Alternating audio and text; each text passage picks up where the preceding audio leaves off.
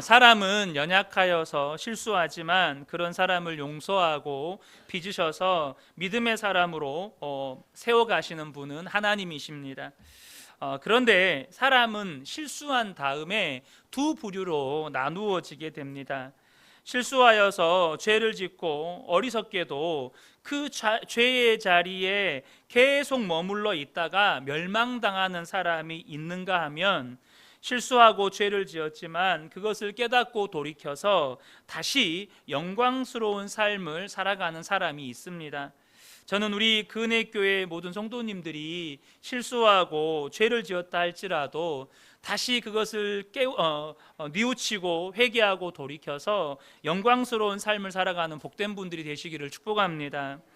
오늘은 믿음의 조상 이삭의 두 아들 야곱과 예서의 실수에 관한 이야기를 나누려고 합니다. 오늘 이야기는 본문이 길기도 하지만 어쩌면 오늘의 설교의 형식은 스토리텔링과 같은 이야기 형식의 그런 설교가 될 것 같습니다.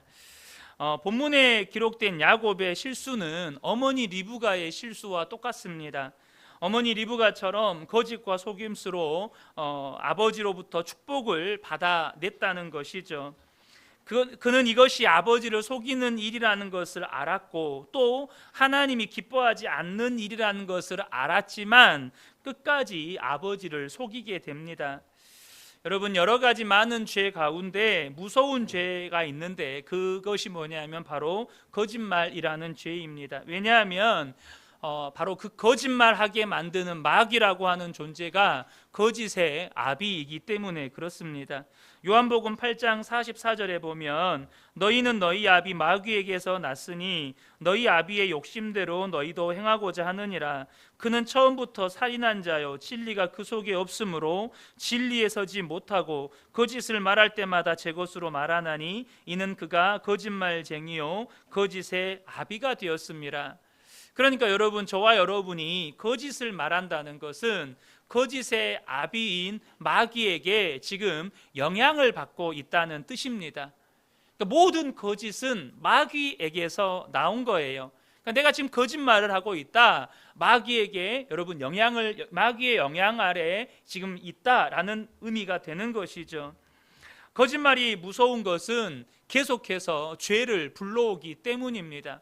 그래서 여러분, 거짓말은 죄를 불러오는, 죄가 들어오도록 문을 여는 것과 똑같습니다. 야곱은 어머니 리브가의 사주를 받아서 아버지 이삭을 속여서 장자의 축복을 형보다 먼저 받아내려고 합니다. 그래서 어머니가 시키는 대로 어머니가 만든 아버지가 좋아하는 음식을 가지고 아버지 방으로 들어가죠. 그래서 아버지 방으로 들어갈 때 18절을 보면 야곱이 아버지에게 나아가서 내 아버지여 하고 부르니 이르되 내가 여기 있노라. 내 아들아 네가 누구냐. 그러니까 야곱이 아버지 방에 들어갈 때 아버지 하고 불렀을 때 이 이삭에게 혼동이 생겼어요. 뭐냐면 야곱이 형 에서의 목소리를 흉내내니까 어떻게 아버지가 아들의 목소리를 구분하지 못하겠어요. 그래서 분명히 야곱 같은데 에서 같기도 하고 애매한 목소리다 보니까 아버지가 내 아들아 네가 누구냐라고 묻는 것입니다. 여러분, 근데 앞서 말씀드린 것처럼 거짓말은 죄가 들어오는 문을 열어버리는 것과 같다고 말씀을 드렸잖아요. 여러분, 한 번 시작된 거짓말은 어지간해서는 멈출 수가 없습니다. 마치 첫 단추를 잘못 끼우면 두 번째, 세 번째 단추도 잘못 끼울 수밖에 없는 것처럼 그렇다는 것입니다. 여러분, 잘못 끼워진 단추를 감추려고 하면 더 큰 위기가 찾아옵니다. 그래서 현명한 사람은 어떻게 합니까?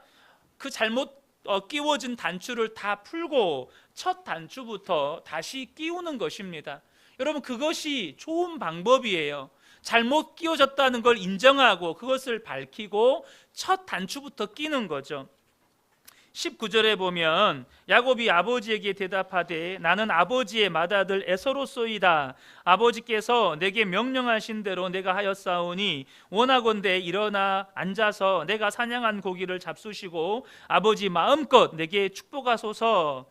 그러니까 그러니까 형 에서의 목소리로 위장했던 야곱이 내가 누구냐라는 아버지 질문에 더 대담하게 거짓말을 합니다. 나는 아버지의 맏아들 에서입니다. 이렇게 거짓말을 하는 거예요. 그리고 또 하는 거짓말이 뭐냐면 내가 사냥한 고기를 잡수세요 라고 거짓말을 합니다. 언제 사냥했습니까? 집에 있는 염소새끼 잡아가지고 이렇게 요리한 거지. 그렇게 야곱은 에서의 목소리를 흉내냈을 뿐만 아니라 또 자신을 에서라고 주장을 합니다. 그러니까 그는 자기의 목적과 이익을 위해서 심지어는 자기의 존재까지도 부정한 거예요. 여러분, 우리는 우리 주변에서 이런 일들을 종종 봅니다. 자기의 목적과 이익을 위해서 자기의 존재를 부정하는 거예요. 자기의 신분이나 자기가 했던 말이나 자기가 했던 행동들을 다 부정하는 겁니다. 나는 안 그랬다는 거예요. 나는 그런 사람 아니라는 것입니다. 그걸 인정하면 어떻게 돼요? 지금 나는 죄인이 되니까 나는 그런 적 없다는 거예요. 나는 원래 그런 사람이 아니라는 겁니다. 지금 야곱이 아버지 앞에서 자신의 존재까지 부정하면서 계속해서 거짓말을 하고 있는 것입니다. 그런데 이삭은 아무래도 수상했어요. 아무래도 이게 에서가 아닌 것 같은 의심이 드는 겁니다. 그래서 20절에 이삭이 그의 아들에게 이르되 내 아들아 네가 어떻게 이같이 속히 잡았느냐. 그가 이르되 아버지의 하나님 여호와께서 나로 순조롭게 만나게 하였음이니이다. 그러니까 의심이 드니까 이삭이 묻는 거예요. 어떻게 이렇게 속히 잡았냐. 아무리 에서라도 나간 지 얼마나 됐다고 이렇게 빨리 잡아왔느냐는 거죠. 그때 야곱이 뭐라고 대답합니까? 하나님이 나로 순조롭게 만나게 하셨습니다. 여러분, 이제 야곱은 이제 거짓말을 진짜처럼 보이게 만들려고 하나님의 이름까지 파는 겁니다. 거짓말을 진짜처럼 보이게 만들려고 하나님의 이름까지 팔면서 거짓말을 하는 거예요. 그러나 야곱이 거짓말을 하면 할수록 이삭의 마음에는 의심이 드는 거예요. 그래서 진짜 에서인지 아닌지를 확인하고 싶었습니다. 21절을 보면 이삭이 야곱에게 이르되 내 아들아 가까이 오라. 내가 과연 내 아들 에서인지 아닌지 내가 너를 만져보려 하노라.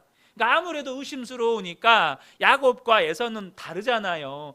에서는 들사람이고 막 털도 많고 막 이렇게 남자답고, 근데 야곱은 집사람이라 몸에 털도 없고 이렇게 매끈매끈하니까 만져보고 확인하겠다는 겁니다. 그래서 이렇게 만져봤어요. 22절을 보면 야곱이 그의 아버지 이삭에게 가까이 가니 이삭이 만지며 이르되 음성은 야곱의 음성이나 손은 에서의 손이로다. 이게 만져보니까 진짜 에서처럼 또 털도 많아요. 그러니까 의심은 드는데 맞는 것도 같고, 그러니까 혼자 중얼거리는 거예요. 음성은 야곱인데 몸은 에서네. 이제 혼자 막 중얼중얼 하는 거예요. 그래서 이삭은 하는 수 없이 약속대로 축복할 수밖에 없었다고 성경은 기록합니다. 23절을 보니까 그의 손이 형 에서의 손과 같이 털이 있으므로 분별하지 못하고 축복하였더라.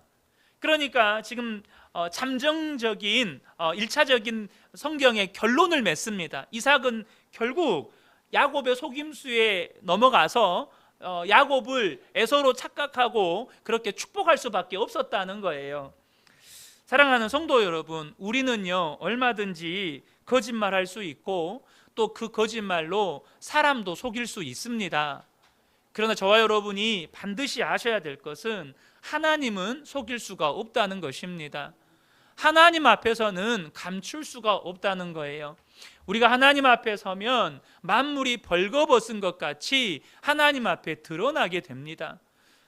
그러므로 저와 여러분이 이 땅에서 나의 수치와 부끄러움을, 나의 죄와 연약함을 당장 내 앞에 있는 사람들에게 눈 가리고 아웅식으로 감추었다고 해서, 내가 거짓말과 속임수로 나의 부끄러움과 수치와 죄악을 지금 내 눈앞에 있는 사람들에게 감추었다고 해서 여러분 그거 좋아하지 마세요. 그걸 다행이라고 여기지 마세요. 오히려 그것이 더 두려운 것은 내가 누군가에게 죄를 감추고 산다는 건 뭘 의미하냐면 아직도 해결되지 않는 죄를 내 마음에 품고 산다는 걸 의미하는 겁니다. 그럼 여러분, 해결되지 않는 죄를 내가 품고 산다는 게 무슨 뜻이죠? 그 사람은 구원받지 못했다는 뜻입니다. 하나님 앞에 가서 그 모든 것이 낱낱이 드러날 것인데 해결받지 못한 죄를 내가 품고 살면 하나님의 심판대 앞에서 우린 반드시 심판받는다는 거예요. 그러므로 여러분, 내 죄가 감추어진 것으로 인해 기뻐하지 않게 되시기를 축복합니다. 오히려 내 죄가 감추어진 건 두려운 일이에요. 이제 이삭은 약속대로 야곱을 축복하지 않을 수는 없는데 마음은 여전히 석연치가 않는 것입니다. 그래서 한 번 더 확인해 보는 거예요. 먼저 한 번 더 확인해 보는 건 뭐였냐면 야곱에게 물어보는 거였습니다. 네가 참으로 내 아들 에서냐? 그러니까 야곱은 또 그렇습니다 라고 끝까지 거짓말을 합니다. 결국 이삭은 할 수 없이 야곱이 준비한 음식을 먹고 또 포도주도 한 잔 기분 좋게 걸칩니다. 그런데 여전히 이삭의 마음 가운데 있는 의심은 떨쳐지지가 않았습니다. 그래서 이삭이요, 마지막으로 아이디어를 냈어요. 어떤 아이디어요? 냄새를 맡아보겠다는 거예요. 냄새를. 과연 이 아들의 냄새가 야곱의 냄새인지 이삭의 냄새인지 맡아보겠다는 것입니다. 그래서 다른 건 다 감추고 숨길 수 있어도 냄새는 못 숨기겠지 해서 가까이 와서 나에게 입을 맞추라고 한 겁니다. 왜 입 맞추라고 했을까요? 가까이에서 이 야곱의 냄새를 맡아보려고, 이 냄새로 확인하려고 했던 겁니다. 그런데 이삭보다 리브가가 훨씬 더 똑똑했던 것 같아요. 여러분, 아내가 남편보다 훨씬 더 똑똑한 것 같습니다. 이 모든 걸 다 예견을 한 거예요. 아버지가 이 야곱을 만져볼 것도 예견해서 몸에다가 염소 가죽을 붙여가지고 털 사람으로 만들어 놓고, 냄새도 맡을 걸 다 예견해서 에서의 좋은 옷을 다 훔쳐다가 야곱에게 딱 입혀놓은 거예요. 가서 딱 입을 맞추니 냄새를 맡는데 이 입고 있는 옷이 에서의 옷이라 그 몸에서 누구 냄새가 나요? 에서의 냄새가 나는 거예요. 여러분, 그때는 오늘날처럼 좋은 세제가 없었답니다. 그래서 아무리 빨고 빨아도 우리 몸에서 나는 체취가 깨끗하게 사라지지가 않는 거예요. 그니 냄새를 딱 뽀뽀하면서 냄새를 맡아보니 누구의 냄새예요? 에서의 냄새인 거예요. 그러니까 야곱이 그제서야 에서인 줄로 속아 넘어가서 야곱을 축복합니다. 28절과 29절을 보면 하나님은 하늘의 이슬과 땅의 기름짐이며 풍성한 곡식과 포도주를 내게 주시기를 원하노라. 만민이 너를 섬기고 열국이 내게 굴복하리니 내가 형제들의 주가 되고 내 어머니의 아들들이 내게 굴복하며 너를 저주하는 자는 저주를 받고 너를 축복하는 자는 복을 받기를 원하노라. 결국 이삭은 야곱의 거짓과 속임수에 속아 넘어가서 야곱을 축복하게 됩니다. 먼저 이 축복의 내용이 담겨진 부분에서 우리에게 주는 몇 가지 교훈이 있습니다. 그 첫 번째는 복은 하나님이 주신다는 것입니다. 여러분, 복은요, 하나님이 주시는 거예요.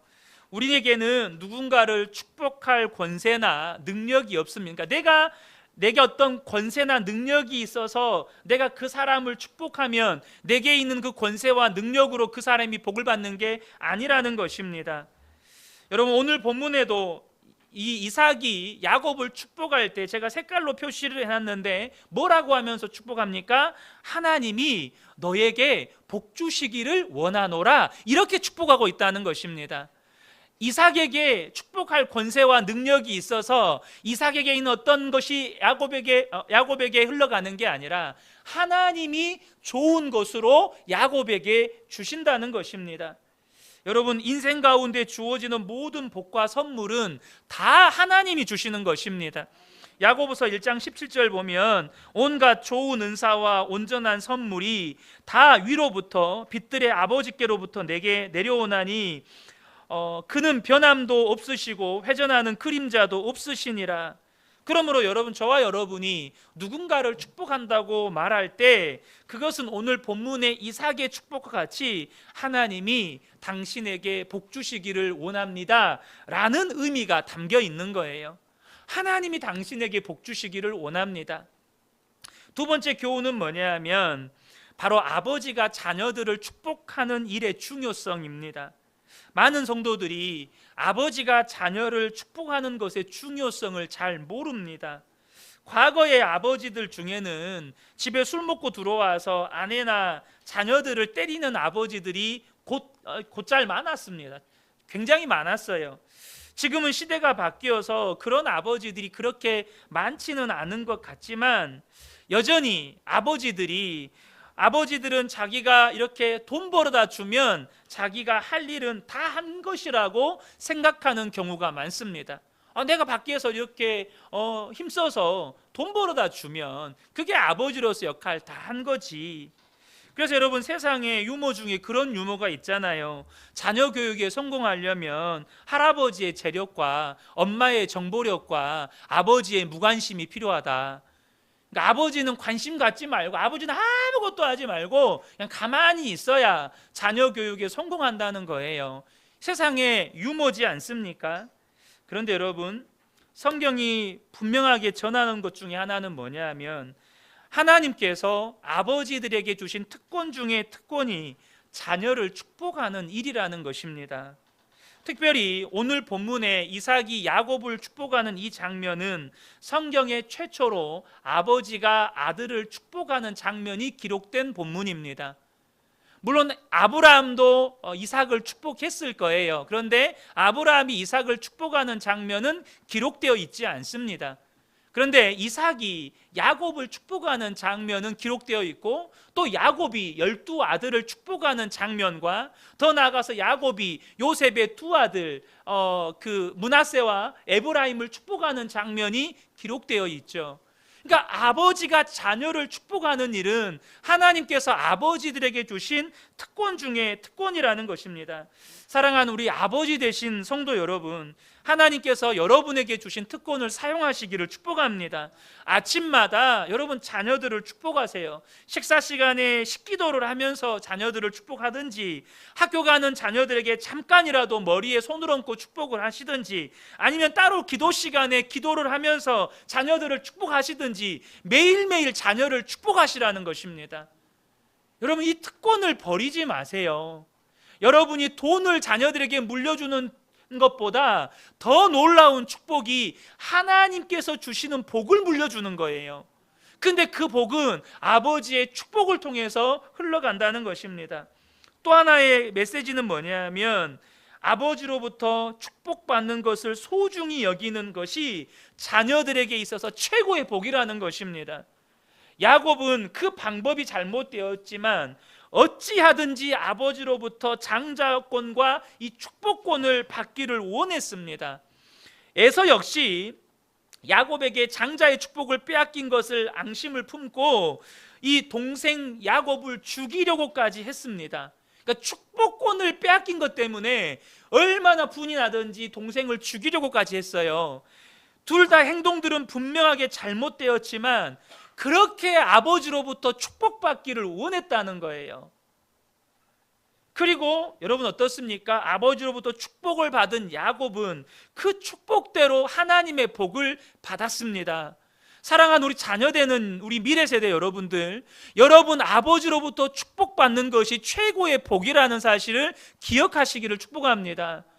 어리석은 자녀는 아버지의 축복을 무시하는 거예요. 그래서 아버지와의 관계를 무시합니다.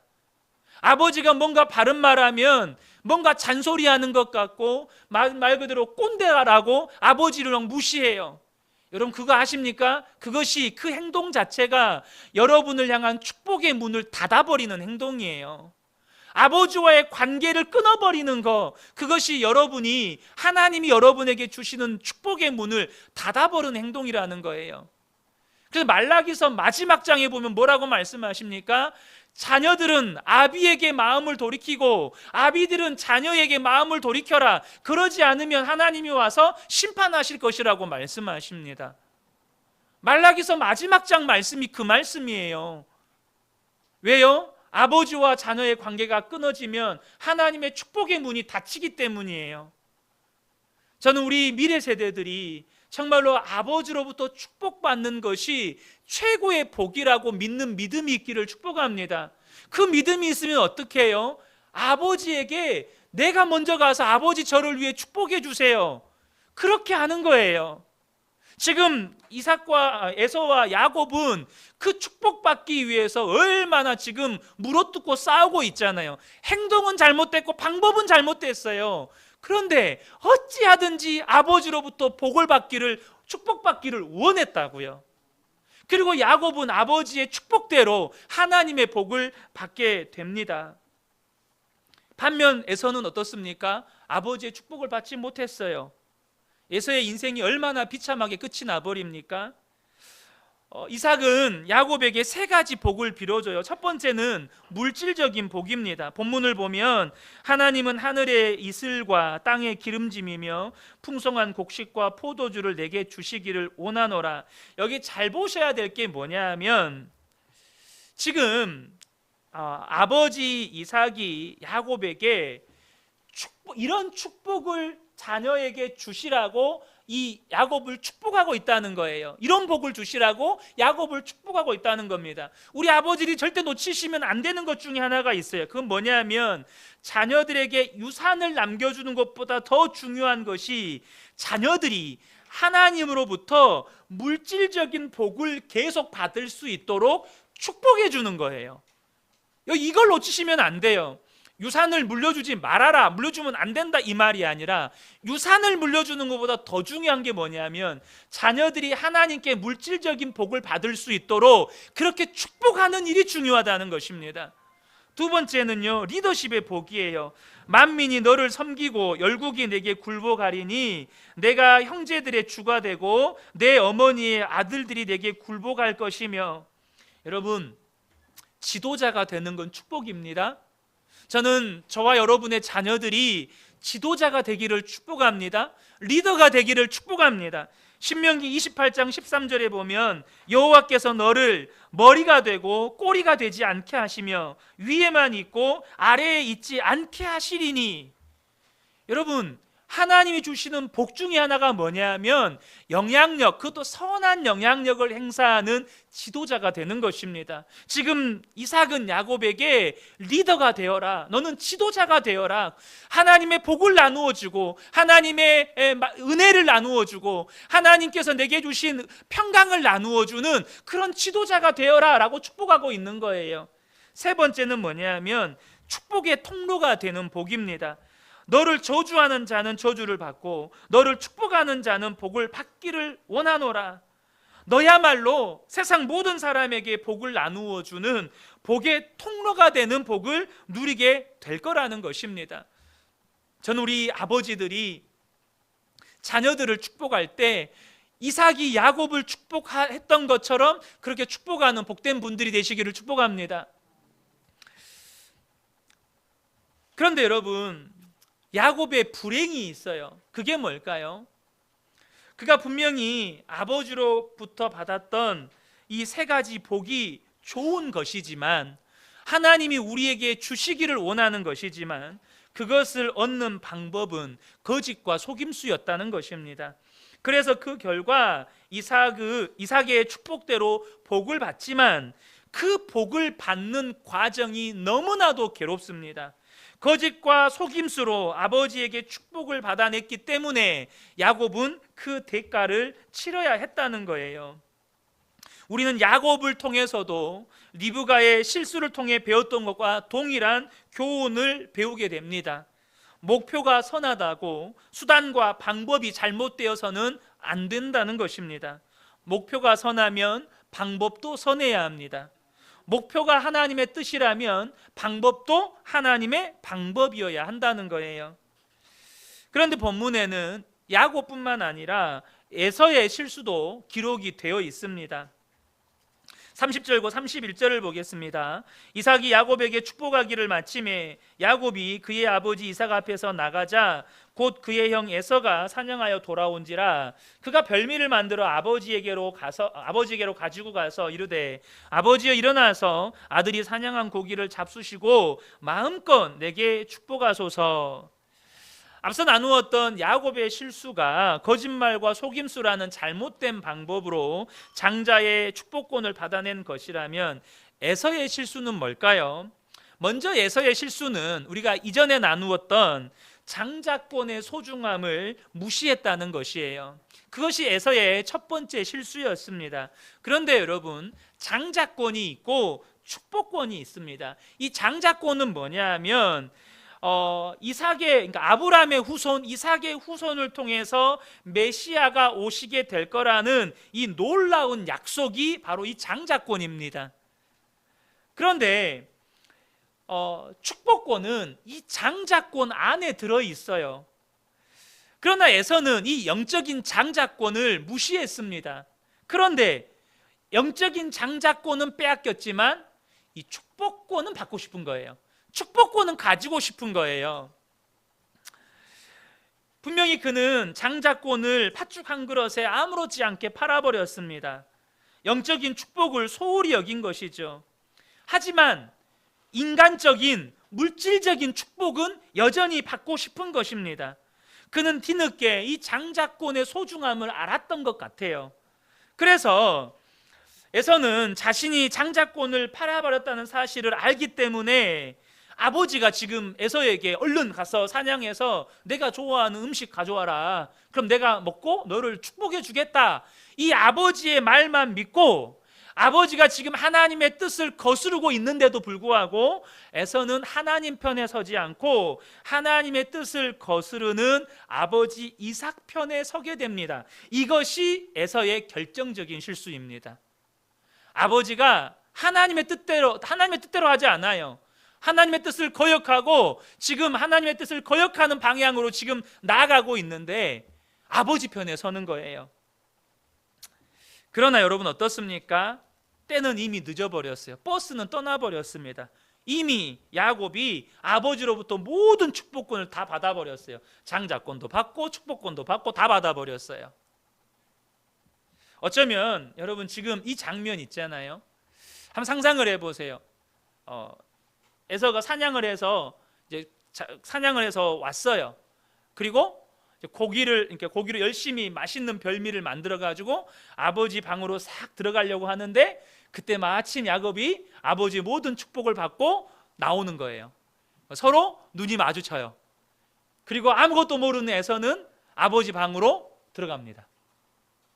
마치 영화나 드라마의 한 장면처럼 여러분 이게 슬로우 모션으로 지금 이게 돌아가고 있는 거예요. 에서가 별미를 가지고 방으로 들어왔을 때 가장 놀란 사람은 이삭이었습니다. 32절 33절을 보면 그의 아버지 이삭이 그에게 이르되 너는 누구냐? 그가 대답하되 나는 아버지의 아들 곧 아버지의 맏아들 에서로소이다.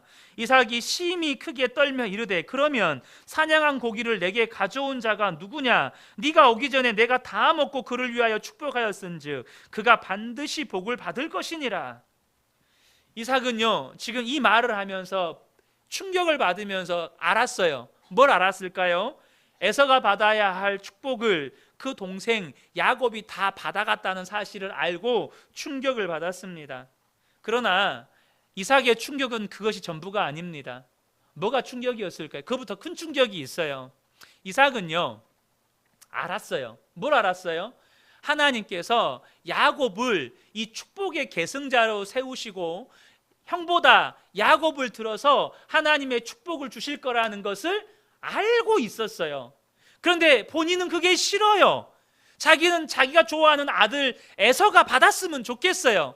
그래서 아내도 속이고 야곱도 속이고 그래서 에서와 단둘이 아무도 모르게 딱 에서를 축복하고 딱 입 닫고 그냥 비밀로 하려고 했는데 하나님이 그걸 다 아시고 자기의 계획을 막으시고 하나님의 뜻대로 야곱을 축복하셨다는 사실에 이삭은 충격을 받은 거예요.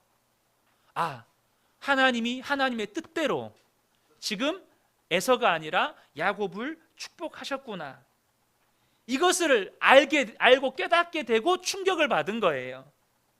이 사실을 한 에서는요, 분노와 충격이 이루 말할 수가 없었습니다.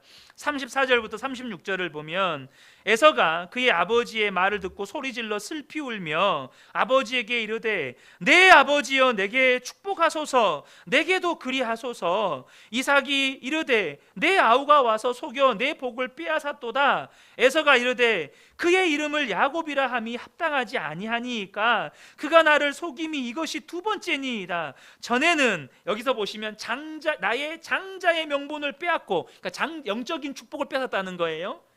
이제는 내 복을 빼앗았나이다. 장자권도 빼앗고 축복권도 빼앗아갔다는 거예요. 또 이르되 아버지께서 나를 위하여 빌 복을 남기지 아니하셨나이까. 여러분, 에서의 감정에 우리의 감정을 이입해 보면 에서처럼 짠한 사람이 없어요. 동생한테 속아 넘어가서, 물론 그가 하찮게 여긴 건 사실이지만 팥죽 한 그릇에 장자권 빼앗기고, 또 야곱이 아버지까지 속여가지고 축복권까지 다 뺏어가 버리고, 이제는 받을 복이 없어서 아버지 앞에서 통곡하면서 울고 있는 거예요. 내게 빌 복이 그것뿐입니까? 다른 복은 없습니까? 근데 아버지가 다른 복이 없대요. 더 이상 에서를 위해서 빌어줄 복이 없다는 거예요. 여러분, 뭘 오늘 본문이 우리에게 말씀해 주고 있습니까? 영적인 가치가 얼마나 소중한지를 모르는 사람이 겪게 될 비극입니다. 이것이 영적인 가치가 소중한지를 모르는 사람이 겪게 될 비극이라는 거예요. 사랑하는 성도 여러분, 여러분이 영적인 가치를 소중하게 여기셔야 합니다. 영적인 가치를 하찮게 여기면 영적인 축복만 빼앗기는 것이 아니라 이 땅에서 우리가 누려야 할 모든 물질적인 축복도 결국에는 다 빼앗기고 에서와 같이 구원도 빼앗기게 되는 거예요.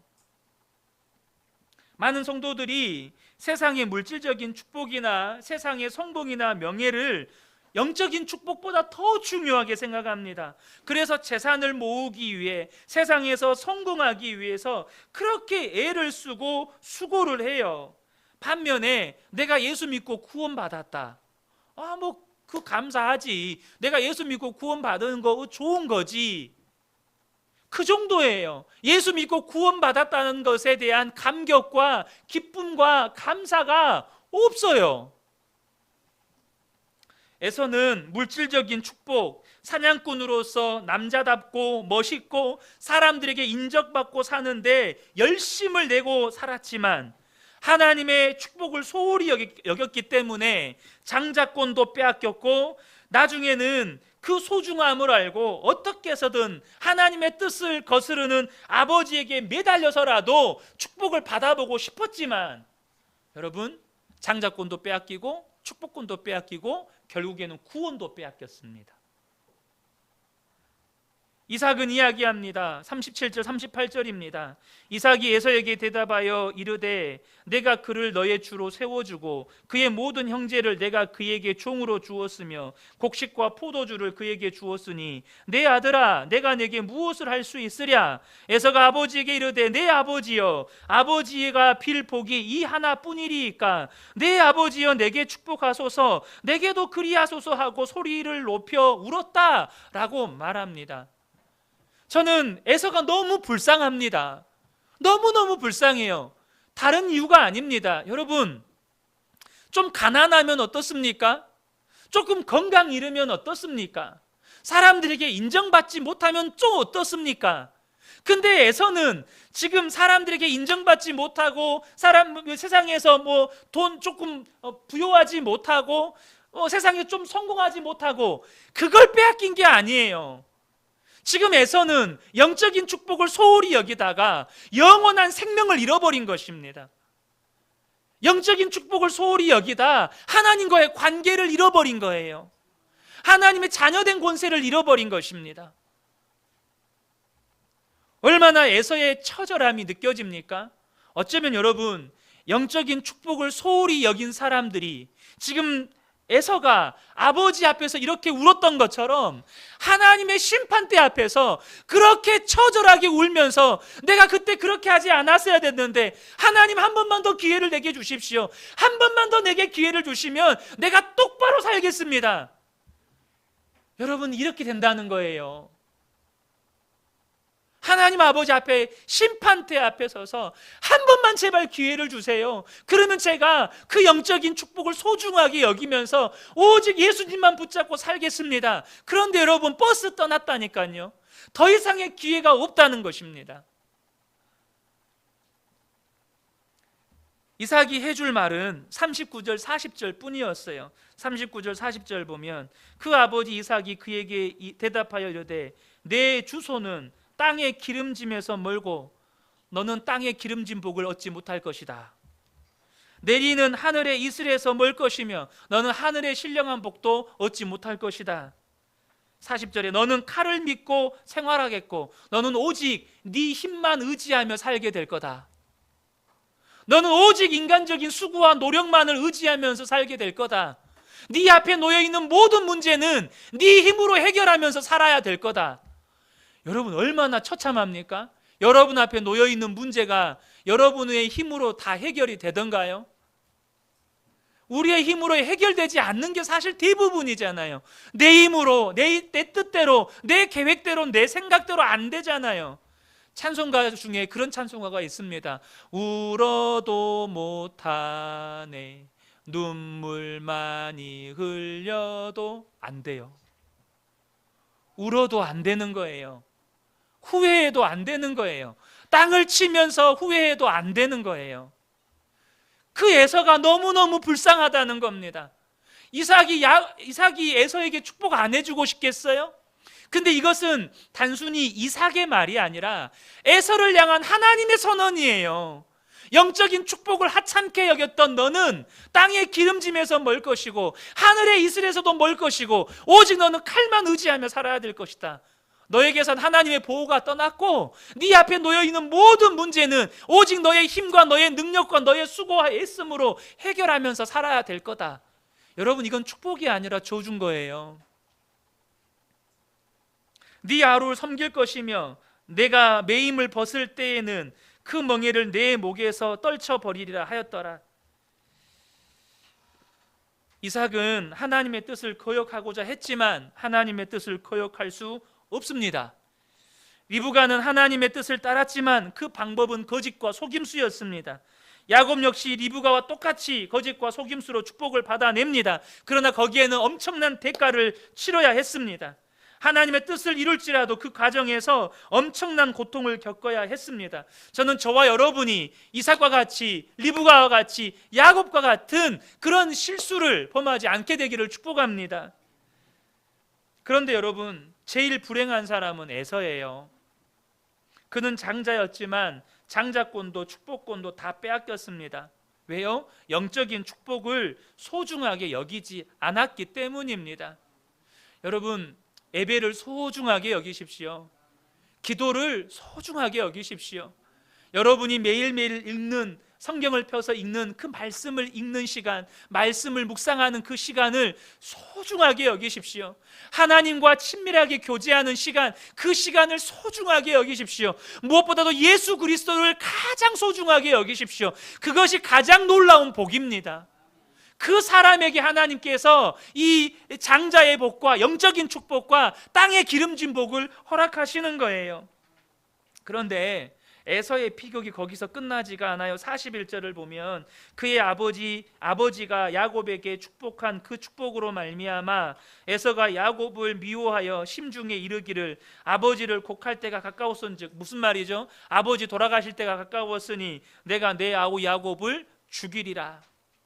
무슨 말이에요? 아버지 돌아가시면 내가 반드시 죽여버릴 거다. 아버지만 돌아가시기만 해라, 나 반드시 죽여버린다, 이 말이잖아요. 여러분, 거기서라도 돌이키면 다시 축복은 회복할 수 있는데 에서는 그렇게 하지를 않았다는 거예요.